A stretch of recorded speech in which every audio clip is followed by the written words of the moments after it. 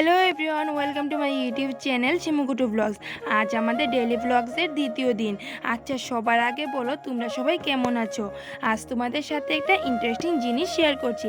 আচ্ছা, তোমরাই বলো, বৃষ্টির দিনে কার না খিচুড়ি বা পকোড়া খেতে অপছন্দের।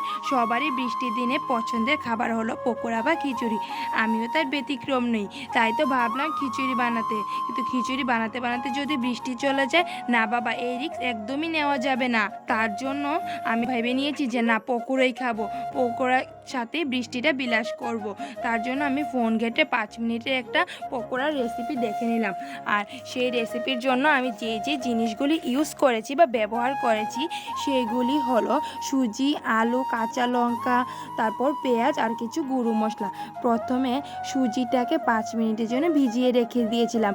আর আলু, পেঁয়াজ, কাঁচা লঙ্কা সবগুলোকে কুচি কুচি করে কেটে নিলাম। আর তারপর ভিজিয়ে রাখা সুজিটা দেখি একদম ফুলে টইটুম্বুর হয়ে গেছে। আর সেই সুজিটাকে আমি জল ছাড়িয়ে একটা বাটিতে তুলে নিলাম। তারপর এর মধ্যে কুচনো আলু, পেঁয়াজ, কাঁচা লঙ্কা, তারপর দিয়েছিলাম কিছু গুঁড়ো মশলা। সেগুলি হলো হলুদ গুঁড়ো, লঙ্কা গুঁড়ো, জিরের গুঁড়ো আর নুন। সবগুলো দিয়ে ভালো করে মেখে মিশিয়ে নিয়েছি।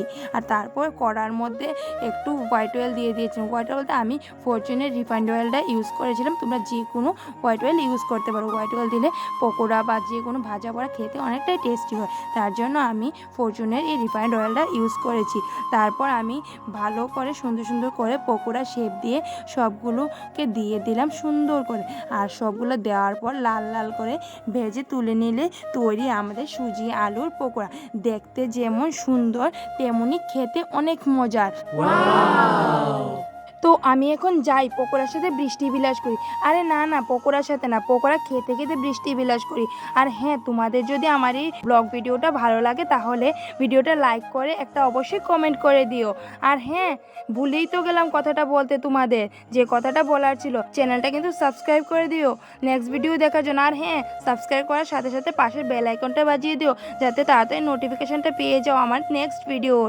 তো টাটা, বাই, দেখা হবে নেক্সট ভিডিওতে। টাটা।